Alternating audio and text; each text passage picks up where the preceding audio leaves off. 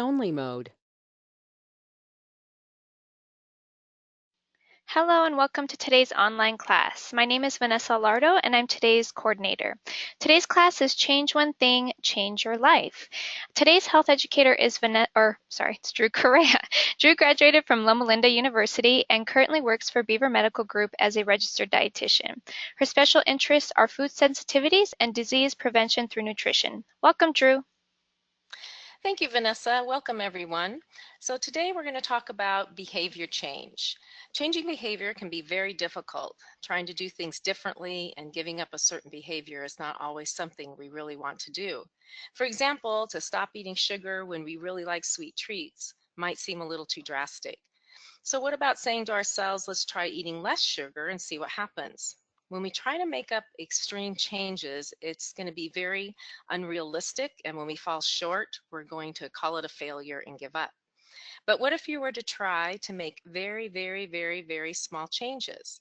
You might actually be able to stick to them, start noticing a difference in how you feel, and then maybe realize that you have changed your behavior, which in turn changes your life. So why is change so hard? It's due to the routines and habits we already have set along with our many responsibilities. So sometimes just we're only capable of doing a few extra things on top of whatever else we already have to do. And then trying to make a change on top of that seems a little bit difficult. So we already have those routines and habits set, and they started many years ago. Once a routine or habit is set, it becomes so natural to do, we don't even think about or even notice that we're doing it. How about brushing your teeth? Do you really think about what it takes? There are many steps, and I bet you don't even see yourself doing them. You just brush your teeth. Or how about those 3 p.m. coffee breaks where you need a little something sweet? It's amazing how we don't even need to set an alarm for that break. Our body just knows that it's time. So if we all have all these routines and habits set up, and now you want to add some responsibilities to a typical day that might look like getting up, getting ready for work, getting yourself and your family fed, transporting them, and maybe handling an appointment or two, deciding what's for dinner, getting it prepped and served, cleaned up, and etc. Everything just becomes overwhelming. Now you've decided it's a new year and you really want to get healthy. So on top of everything else, you now need to figure out how to squeeze in exercise, cooking different, how to purchase healthier choices. Again, talk about overwhelming. It's important to take on the challenge of changing, but how about a step at a time? It also is important to try and weed down what it is you really want. So it's really important first to think about the big picture. So if you could change one thing, what would it be? And at this stage, it's really important to think big. Think about what it is you really overall want.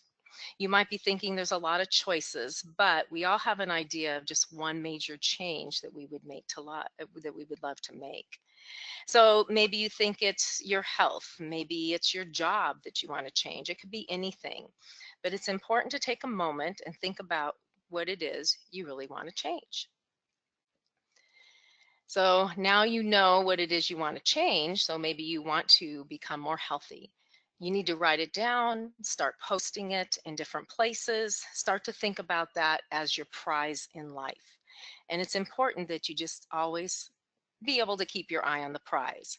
That's why it's also important to maybe make sticky notes, put it on your bathroom mirror, put it in your car, put it on your desk, and kind of own what it is you really want in life. Now it's important to think about how we're going to attack it. So maybe you can kind of think about brainstorming. Let's say you chose that you want to lose weight. So what is it going to take? We got to learn to eat healthy, maybe exercise. And we got to figure out when we're going to exercise. We got to figure out what kind of exercise we want to do. And we also got to figure out what it is we need. Do I need a pair of walking shoes, or do I need maybe some comfortable clothes? So kind of creating this diagram with your main goal in the center and lots of little circles outside, and kind of explore all the things that would be needed to make that change. And what you're actually doing is you're developing a plan. You're starting to figure out all the tools that you're going to need in order to get that main goal. Maybe it is, again, losing weight. So for example, you chose to lose weight. What would it take? We kind of talked about it, exercise, choosing healthy foods, making time for yourself, cooking more at home, maybe bringing your lunch to work, etc., etc., etc. So where do you start? If we know that it's going to take multiple actions to lose weight, how do you figure out where you're going to start that whole process? So kind of picking things, making things into small doable parts, maybe pick something from the furthest point. So as you kind of look through that exercise diagram, we needed to start thinking about what I need. So that would be the first step before we actually start to exercise. Do I need new clothes? Do I need shoes? So as you brainstorm, really expand it out to the smallest thought that you can come up with as to where to start. And then we're going to just focus on that one change. So, okay, we're going to go find those shoes. It might take you a few weeks to go find the comfortable shoes. Or where do I go get those? You might have to start exploring from friends and family. Where can I get some comfortable walking shoes? So that's the only thing you're going to focus on. And you're going to notice that maybe you feel like you have made some decisions, right, by buying those shoes. Okay, I bought the shoes, now I know I can move forward from there. So notice how that feels to actually empower yourself to do one of those little changes. How do you now feel? Do you feel motivated? What would happen if you now continue? You put the shoes on and you start walking. So eventually this change will start to feel like a part of your life. These shoes, I own them. I've put them on my feet. I decided how comfortable they are, and it feels good that I've actually started this process of making a change. So again, even though you've really only bought the shoes, you're one step closer to realizing your goal of losing weight. So what holds you back? There's a lot of things that can hold people back into making their changes. One of them is, how am I going to find the time? If you see the woman over here, she's got multiple things to do all day long. She's cooking, she's working, she's, got to take care of people. So in her mind, she might be thinking, well, how am I going to find this time? So there's little things that maybe we can start to figure out to find some time. So if that's an issue, that's something we want to note. Or maybe it's perfectionism. You're trying to be too perfect, right? You think it's all or nothing. It's also important to think about you don't have to change by tomorrow. You have a whole lifetime ahead. So, what's the hurry? Also, leave some room for some flexibility. Something is bound to come up. Life happens. Let life happen. You're not failing because you deviated for a while. Just start back up at any time. So for example, here's some suggestions maybe to free up some time. Maybe in the morning have 1 cup of coffee instead of 2. Depending on how long you take to drink your coffee, you could save up, about 10 to 15 minutes. It's amazing how another 10 minutes in your morning can make a huge difference on whether or not you might bring a lunch, or maybe you might leave for work on time, which will make you feel a little bit more organized, and then that just changes how your whole day works out. Or maybe it's exercise and you don't know where to start with the exercise. You might just try doing something, 1 plank or 1 push-up or 1 jumping jack. Believe it or not, people think that they have to devote a whole 30 minutes or an hour of time to exercise, but you actually gain strength over time. So as long as you do one thing and you build, you're going to start to increase your heart and lung capacity as well as your endurance and muscle strength. So do only one of anything and it will start to add up. And it's amazing, if I was to do 1 jumping jack, well, I'm already dressed, got the shoes on, might as well do 2, maybe it'll lead to 3, and it'll just start to build from there. Or maybe it's housework, you're trying to figure out getting that housework done. Maybe you might start thinking about doing just one thing, right? You might wipe down 1 counter every evening. So your counters are always clean then. Or you might dust 1 area and you just kind of keep moving forward. So you are doing a little something each day, but now you're breaking it down into little increments of maybe 5 minutes instead of trying to figure out how to devote, again, another 30 minutes to an hour to do something. Or maybe it's bringing lunch to work. Maybe you might start taking some time while you're already prepping dinner. Make a little extra, put it in a container, throw it in the fridge, and all you have to do is grab it the next morning. Or maybe you want to try and increase your vegetable intake. If you're going to get the cutting board out, cut a whole bunch up, store it, and then you've got a little bit more of a grab and go environment for either cooking vegetables the next night or having vegetables as a snack. So again, these are kind of some examples we were talking about. So time, now that I have 10 minutes free in the morning, I could make my lunch. I could get to work on time. I might feel a little more organized.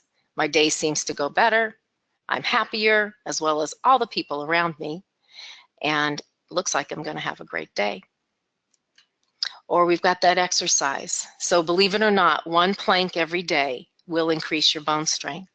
It's going to tone your overall body. You're going to get arm definition, abdominal definition. Your thighs are going to get a workout. It's going to burn calories. You're going to decrease your stress. It's actually a form of meditation to exercise when you focus on walking or doing a plank or doing a push-up. As long as you've got to focus on that one thing, you're actually meditating. So from there, you're going to feel very strong and powerful. And again, if you do just one thing each day, you're going to feel strong and powerful every day. Housework. So we talked about, wiping down 1 counter every night. So my counters are always clean. Then I'm going to feel like my kitchen is clean. I might feel a little more calm without the dirt and the clutter. I feel like maybe I can do a little bit more. And again, that's a very powerful feeling. So feeling that and noticing that will encourage you to keep moving forward to accomplish your overall goal. Or again, bringing lunch to work. So now we're going to take time to pack up those leftovers at night. So you're going to eat less fast food. You're going to feel less sluggish. You're going to feel less bloated. You're probably going to have more energy for the afternoon. You're going to accomplish more work. Start losing weight. That's your overall goal. And feeling powerful. It's the little things that add up that help us accomplish our goal. Increasing the vegetables. So we're going to take some time to clean those veggies in bulk. We're going to clean and cut the veggies. We're going to grab them for dinner and snacks and lunch.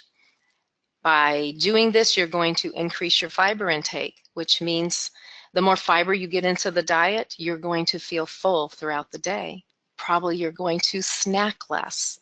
Therefore, you're going to start to lose weight. And again, that feels very powerful to just feel that, right? It's like, okay, all I was doing was asking myself to clean and cut veggies, and now I'm ending up losing weight. It's little steps. You got to remember, it's little tiny steps that encourage us in our behavior change. So you might be asking yourself, well, I've heard all this before, and I seem to not be able to keep the motivation high. I seem to always stop and start. But I think that's a lot from asking yourself to take on too much.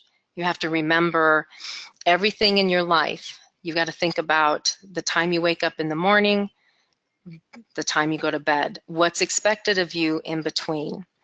So you've got all these responsibilities that you need to accomplish. You also want to change some things, but you already have some behaviors that are very automatic. So to kind of redirect your life, it's going to take some practice. So if you start with really small, doable parts, you're not asking yourself to take on too much. You are going to feel some success. And when you feel those small successes, they will add up. And you have to ask yourself too, is this something that I can work on and keep up for the rest of my life? If we think about our overall goals, what we want to accomplish, I want to lose weight. Whatever I do that helps me lose weight, I need to keep doing that forever. We want to live forever, so we can't just stop doing what it took. And if you're trying to do something that you don't like, you won't keep it up. So you really have to ask yourself, does this fit, this activity or change that I'm trying to accomplish? Does it fit within my life? Does it work with my family? Does it feel really good in my gut to keep doing it? If it doesn't, you can try and tweak it, right, and personalize it. If you can personalize these changes and keep them for yourself, you're more apt to keep going forward. If it doesn't work, it's okay to kind of ditch it. I think we get ideas from people, we learn, go to nutrition classes or whatever, and we start to think that I have to do it this way. But then maybe it just isn't working for you. So you have to tweak it, that it's personalized for you. And over time, you'll just get better and better at figuring out what you need and what works. And you have to remember that, you know, we said earlier, life happens. It's okay to take a break. But it's important to move on from the event or crisis. So unfortunately, we're going to have loved ones that get sick. We're going to get sick ourselves. We're going to injure ourselves, maybe when we take on exercise. Things may just not go according to plan, but that doesn't mean if you stop that you are failing. So stopping something for a few days, even longer, again, it doesn't mean you failed. You just kind of pick yourself up and move forward from that. There's no way we can, you know, stop motion. We just have to kind of keep moving with it. And I think one of the biggest mistakes is we're unaware of how the change is affecting our overall life. And I really think that we need to pay attention.